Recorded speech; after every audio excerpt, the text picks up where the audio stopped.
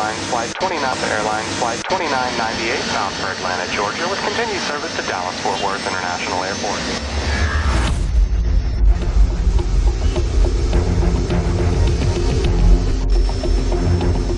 Cerita kelam masa lalu tentang tragedi ini masih membekas hingga kini. Ganjiman Error terceritakan pula keangkeran Gunung Salak yang menyelimutinya. Misteri dunia malam ini akan menapak tilas tragedi 10 tahun lalu. Melihat seperti apa kondisi terkini Lembah Angker yang menjadi saksi bisu Sukhoi Superjet 100 jatuh di Gunung Salak, Jawa Barat. Petugas memastikan pesawat Sukhoi jatuh ke dalam lembah gunung di atas ketinggian lebih dari 2.000 meter.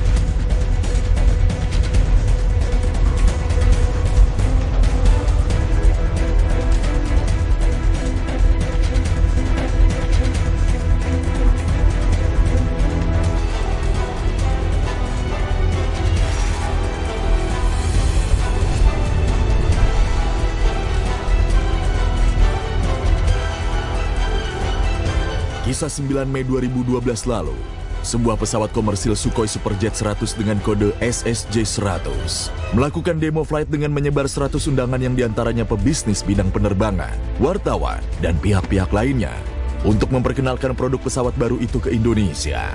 Adapun rute yang dipilih adalah Bandara Halim Perdana Kusuma menuju Pelabuhan Ratu, lalu kembali lagi ke titik awal lepas landas. Hormat, selamat durasi penerbangan pesawat Sukhoi Superjet 100. Silakan mengenakan sabuk pengaman, menegakkan sandaran kursi serta melipat meja di depan Anda. Penerbangan ini akan waktu 30 menit. Terima kasih dan selamat menikmati penerbangan ini. Beruntung, Joy Flight Kloter pertama berlangsung lancar dan selamat. Setelah melakukan penerbangan sekitar 30 menit, dan pesawat kembali mendarat sempurna di Bandara Halim Perdana Kusuma.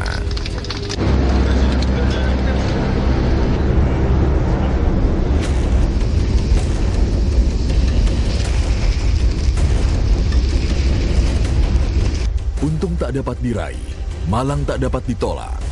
Nahas, pada giliran kloter kedua, pesawat Sukhoi Superjet 100 yang diisi 45 orang mengalami musibah, menabrak tebing Gunung Salak.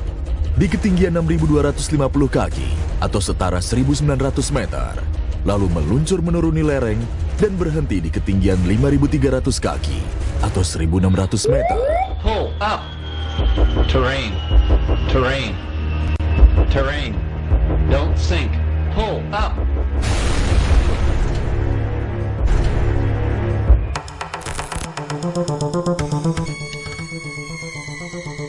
Dalam kecelakaan tersebut, seluruh penumpang Sukhoi Superjet 100 dinyatakan wafat.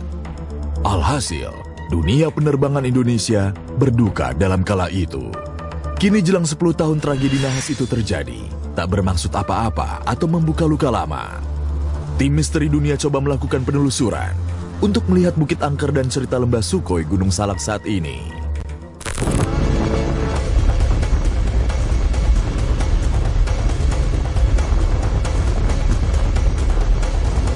Setelah menempuh perjalanan kurang lebih 3 jam dengan motor, tim penelusuran tiba di Kampung Pasir, Desa Cipelang, Kecamatan Cijeruk, Bogor, atau yang kini dikenal dengan Kampung Sukhoi.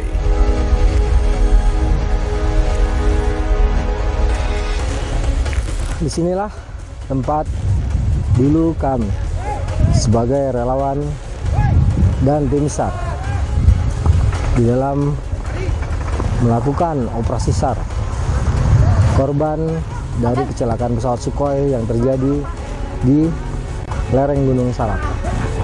Tempat inilah juga yang dijadikan landasan dari helikopter Super Puma milik TNI AU dan TNI AD untuk melakukan berbagai manuver naik turun Gunung Salak dengan mengambil dan menurunkan potongan-potongan korban yang berhasil kita kumpulkan di area lokasi.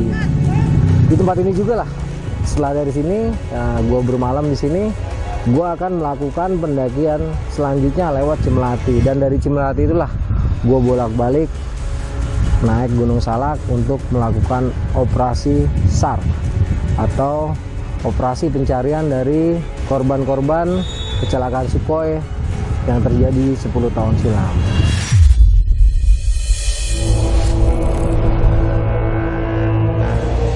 Usai mereview sejenak lapangan Cijeruk sebagai sentral evakuasi korban Sukhoi Superjet 100 pada 10 tahun lalu, perjalanan menuju area Gunung Salak dilanjutkan. Tak lama setibanya di posko pendakian Gunung Salak via Cimelati, penelusuran menuju lokasi jatuhnya pesawat Sukhoi Superjet 100 pun dilakukan.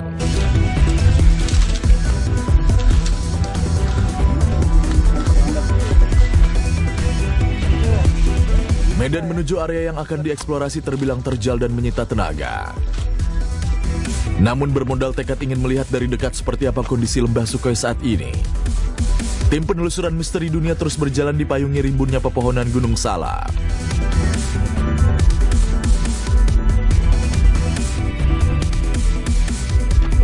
Saat melakukan penelusuran menuju lembah Sukhoi, sekelebat ingatan muncul merasuki kenangan. Ya, dalam insiden jatuhnya pesawat Sukhoi Superjet 100 di Gunung Salak 10 tahun lalu, terdapat 2 orang korban dan merupakan rekan kerja kami yang sedang menjalankan tugas liputan. Mending sampai patah aja nggak apa-apa itu. Masker. Sip. Mas Abdi, ya monitor ya. Ya monitor ya. Ya, masuk. Ya, dari sekumpulan jenazah itu, tolong, kan mereka masih pakai, ada beberapa yang masih pakaiannya masih lengkap. Nah, coba dicari yang ada tulisan Trans TV, nanti ditandain di kantongnya pada saat pengangkutan, ganti. Oke, siap. Saya ini juga lagi mencari. Satu cowok, satu cewek. Ada beberapa yang pakai jaket hitam, baru pakai jaket hitam. Terakhir pakai jaket hitam. Inilah jalur tempat kita turun ke area lembah Sukhoi. Ini jalur udah tertutup, sudah tidak, gua kemarin nyoba turun, udah betul-betul tertutup oleh tanaman. Nah, karena dari sini kita angkat, baru kita bawa ke sana.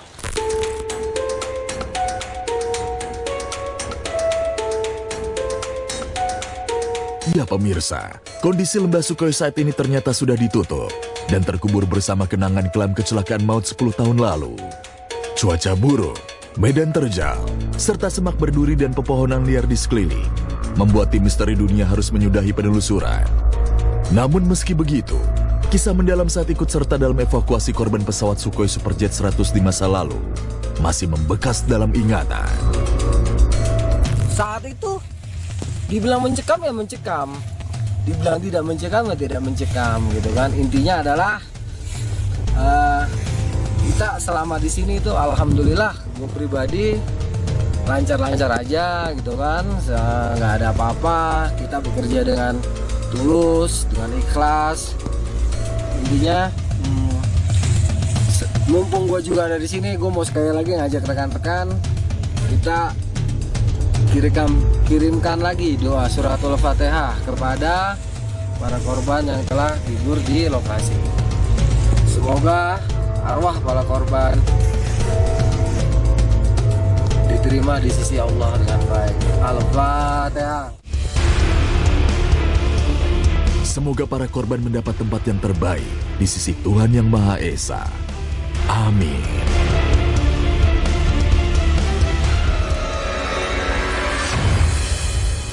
Tiba-tiba dibilang begini, ini mukanya biasa aja, mas, tolong saya di bawah, tolongin, coba aja, karena ngerokok, karena capek, iya, begitu, iya, gue anggap bodo amat atau siapa, kayak bodo amat ada yang, tapi cakep, tapi mukanya nggak ada yang serem, cuman kayak muka capek ya, nggak pucet, nggak menakutkan, mas tolong saya, bang, tolong saya di bawah.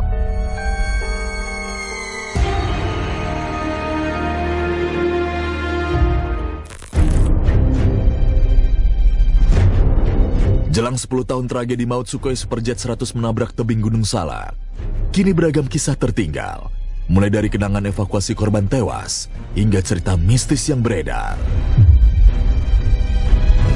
Tentu tak semudah begitu saja untuk melupakan, terutama bagi warga sekitar yang kala itu banyak terlibat dalam proses evakuasi korban di lapangan.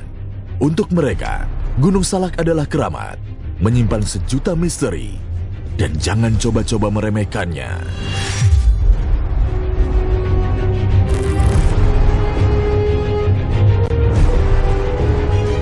Bukan omong kosong, keangkerannya pun terbukti saat pesawat Sukhoi Superjet 100 menabrak tebing. Namun penjaga kawasan Gunung Salak dan warga sekitar tak ada yang mendengar. Kala itu seolah ada dimensi lain yang menutupi ledakan, akibat benturan keras ketika pesawat menghantam dinding bukit. Waktu pertama kan itu kejadiannya Minggu. Minggu. Nah, waktu pertama paginya datang dari TNI Bogor, ya, ngelacak ke sini, nanya sama saya, Pak, di sini ada kejadian pesawat jatuh enggak? Kata saya enggak.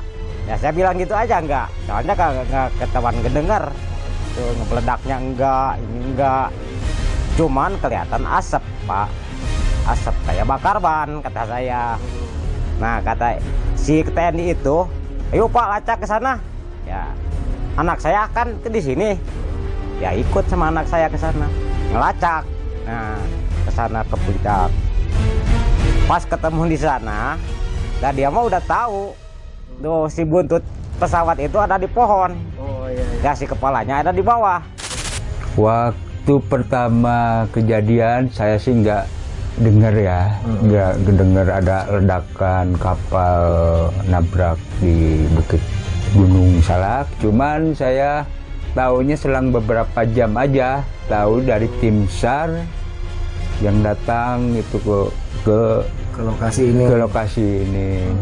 Jadi warga bener-bener nggak tahu tuh. Nggak tahu. Pesawat nabrak. Iya. Bener-bener nggak kedengeran. Nggak kedengeran di sini.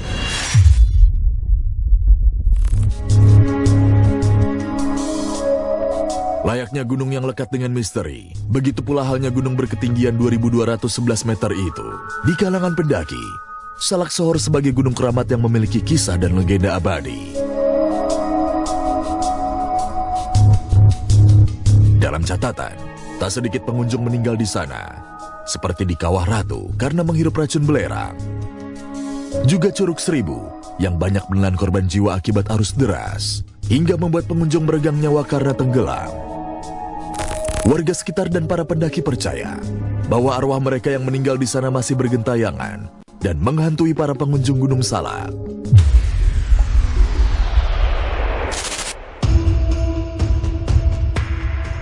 Setidaknya itulah yang dialami tim SAR dan relawan evakuasi saat mencari keberadaan pesawat Sukhoi usai menghantam tebing. Mereka mengaku mendengar suara teriakan meminta tolong, padahal titik jatuh pesawat masih cukup jauh. Suasana di Lembah Sukhoi pada saat itu luar biasa, karena kita akan menemukan serpihan-serpihan pesawat, juga serpihan-serpihan dari tubuh para korban yang ada di pesawat Sukhoi.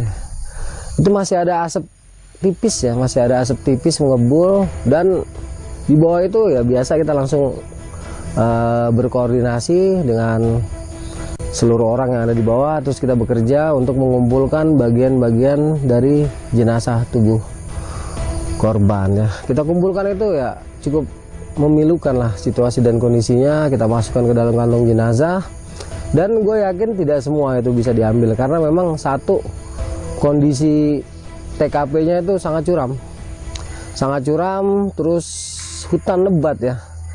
Walaupun di bawahnya itu ada sedikit lembah dan mengalir 2 aliran sungai. Di situ juga banyak sekali serpihan-serpihan pesawat, termasuk roda, mesin, ekor itu ada. Itu pikiran gue nggak ada macam-macam, nggak ada ini. Tapi pas gue lagi tidur, lagi habis maghrib ya, gue nyantai ngerokok ngopi gitu ya. Gue bilang, ini siapa nih orang pakaian rapi kayak pakaian kantor? Ah, gak mungkin banget. Dalam hati gue, wah nih, dalam hati gue, masa gue kayak gini lagi, ini kan capek kan. Iya. Tapi gue anggap, jangan-jangan nih orang dari maskapai kali ya. Tapi bilang nggak mungkin banget pakai rapi, pakai orang kantor, peletak-peletok. Ini kan di gunung kan medannya tanah, kok bunyi peletak-peletok. Tiba-tiba dibilang begini. Tapi lukanya biasa aja. Kasih mas, beda ya. Itu doang.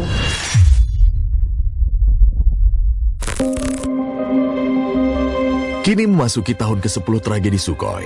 Namun kisah mistis yang menyelimuti tetap ada dan menjadi bagian dari masyarakat sekitar, khususnya desa Cijeruk, yang kala itu sebagai titik utama proses evakuasi dan pengumpulan puing-puing pesawat beserta jenazah korban meninggal dunia.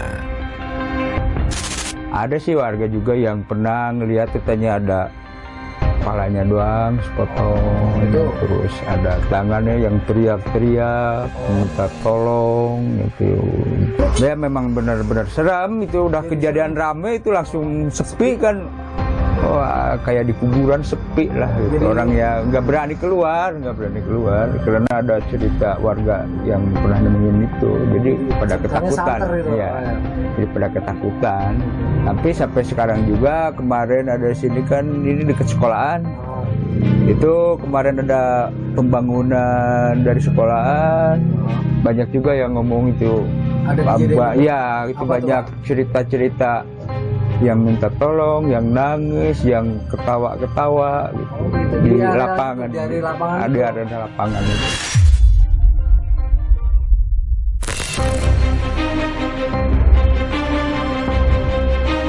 Tak hanya warga sekitar yang seringkali mengalami kejadian mistis pasca kecelakaan Sukhoi terjadi. Para pendaki yang ingin mencari ketenangan dan keindahan alam, tak sedikit pula pernah mengalami kisah serupa saat bermalam di atas gunung. Dari luar tenda yang jelas dari luar tenda terus kayak masuk gitu ke dekat kuping.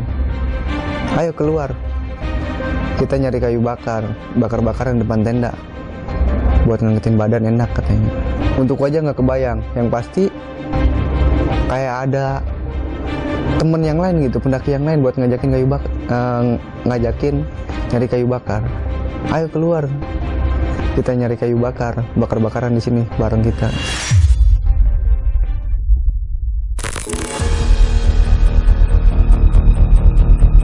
Hari berselang usai mengalami kejadian aneh di area kejadian Sukhoi menabrak tebing, teror mistis ternyata belum berhenti sampai di situ. Entah sebagai bentuk ucapan selamat jalan atau ingin menunjukkan keberadaan, kejadian mistis kembali terulang sebagai penutup pendakian. Kita langsung prepare turun sekitar jam 3. Jam 3 kita turun. Singkat cerita sampailah di pos 2 Bayangan menuju ke pos 1. Kita di perjalanan dari pos 2 Bayangan ke pos 1. Di tengah perjalanan saya ngedengar di punggungan sebelah itu kayak ada orang ngobrol, kayak perkampungan.